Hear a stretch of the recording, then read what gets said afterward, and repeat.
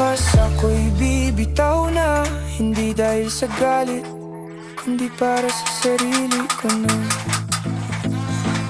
Kaya heto na ang muling paalam, sa kwentong ako lang ang Gawin nyo ito mga bossing para maiwasan nyo ang pagkapak ng tiles ko. Kasi kung ang inyong dry pack mga bossing ay sobrang dry, ay talaga pagdating ng panahon 3 months or 1 year ay kumakapak po ito mga bossing. Kasi sobrang tuyo nga at matutuyo pa dahil sa pagtagal ng panahon ay natutuyo ay kumakapak ng kusa sa mga bossing. Kaya kung napansin nyo mga bossing at napanood nyo ay binasa ko ito hanggang sa ito talaga ay maging basang-basa para yung ating dry pack ay hindi na siya kapak mga bossing. Kaya lang tayo nagda-dry pack para mas mabilis po tayo makapaglapat ng tiles at makapag-alibel po mga bossing.